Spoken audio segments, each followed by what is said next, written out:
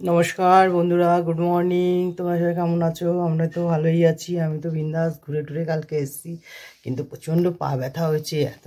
কিন্তু ঘুমটা এত ভালো হয়েছিল যে, কিন্তু ওই যে সকালে উঠতে হবে, মেয়ে আবার কাজে গেল, টিফিন করে দিলাম, নিয়ে চলে গেল। আজকেও আমি দিদির বাড়ি যাবো, ওখানে কালী পুজো আছে।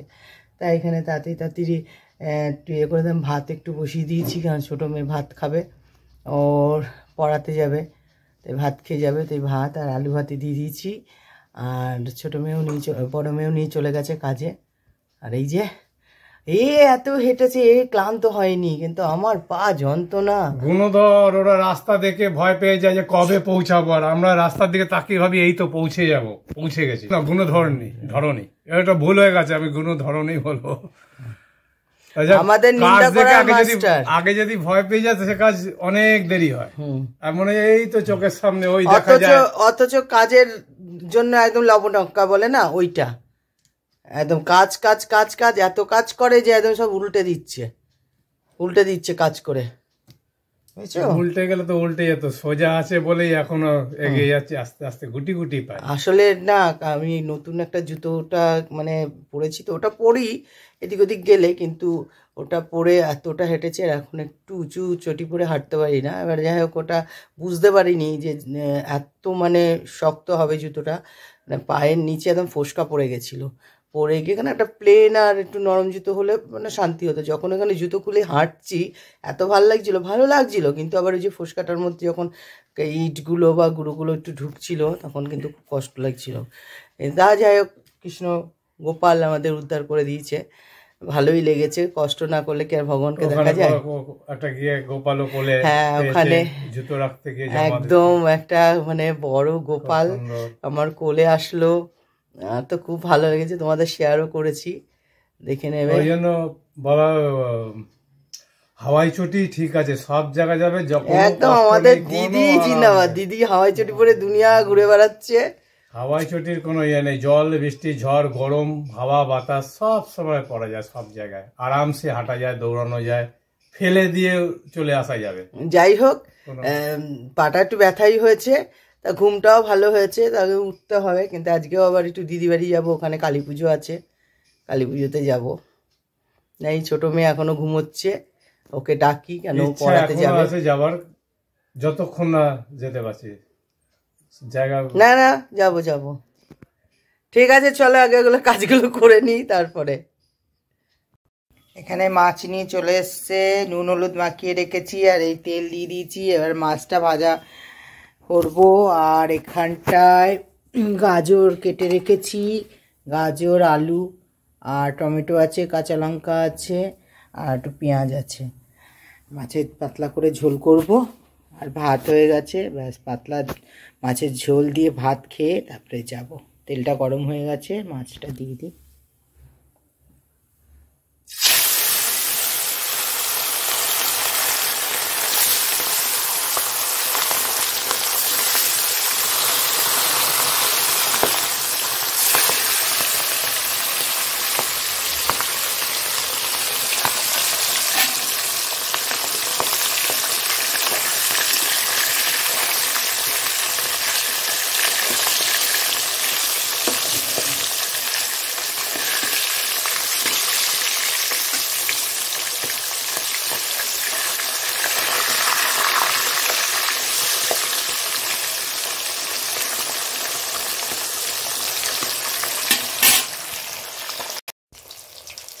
মাছটা ভাজা হয়ে গেল, এখানে ভাজা হয়েছে, এবার নামাবো।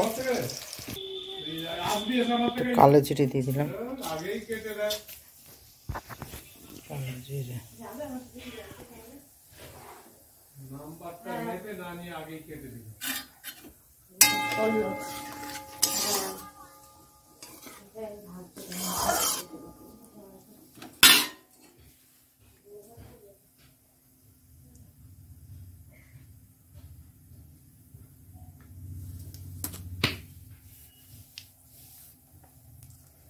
পেঁয়াজটা দিয়ে দিচ্ছি।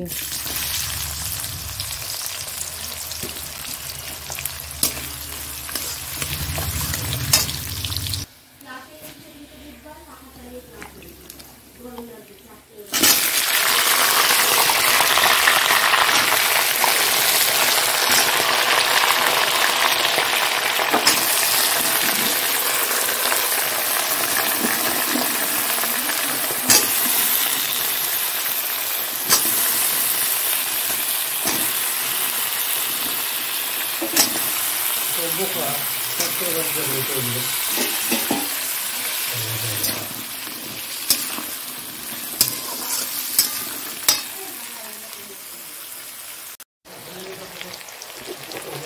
নুন দিয়ে দিলাম,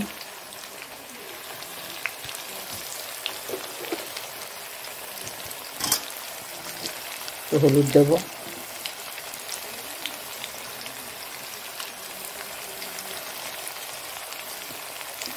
একটু শুকনো লঙ্কার গুঁড়ো দেবো,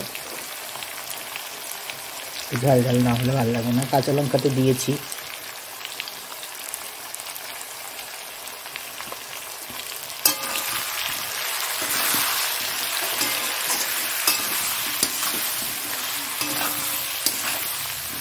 পেঁয়াজটা একটু পড়ে গেছে,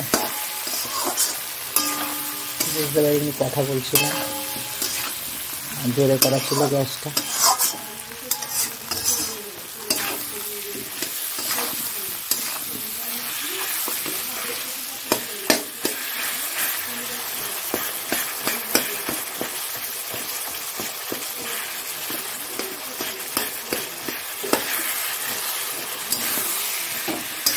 টমেটোটা পুরো সেদ্ধ হয়ে গেছে, গুলিয়ে দিলাম।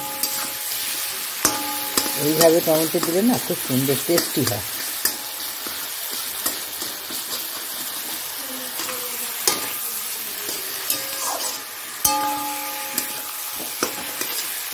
পেঁয়াজটা একটু বেশিই হয়ে গেছে, ভালো করে কষিয়ে নিই। দেখো একটুখানি চিনি দিয়ে দিয়েছি,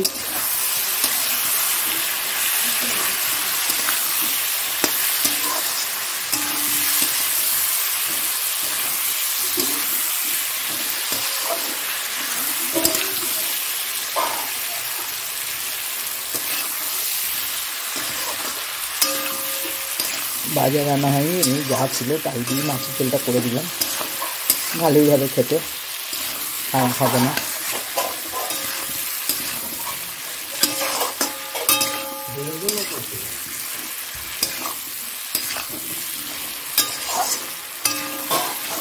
দিয়ে দিলে হতো না, কেটে কেটে দিয়ে দিলে হতো।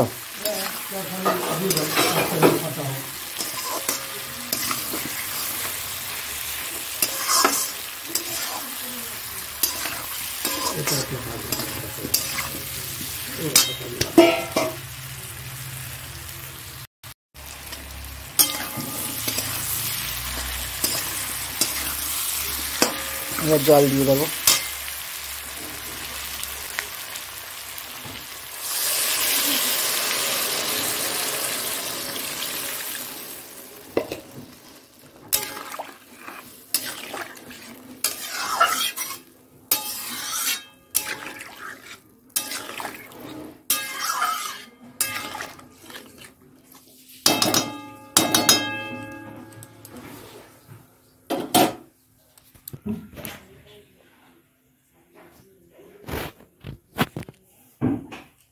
চাপা দিয়ে দিই।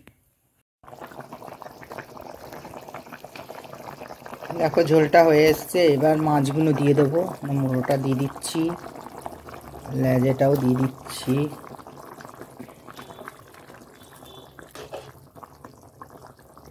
এগুলো দেখো সব গলে গেছে, গাজরটাও দেখো হয়ে গেছে।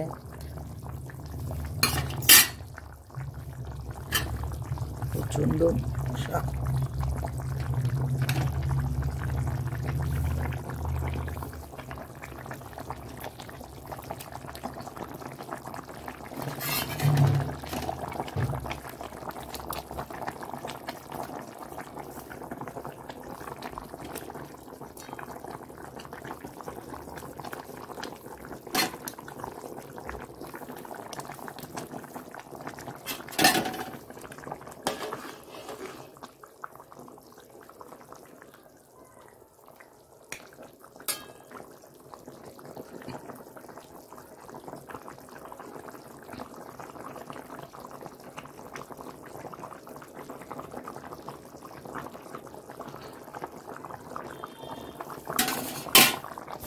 একটু ফুটে গেলেই নাবিয়ে ফেলবো, সব হয়ে গেছে। একটু যখন ফুটে যাবে নাবিয়ে তারপরে তো খাওয়া দাওয়া করে একটু বিশ্রাম নিয়ে হাঁটা দেবো। দেখো ঝোলটা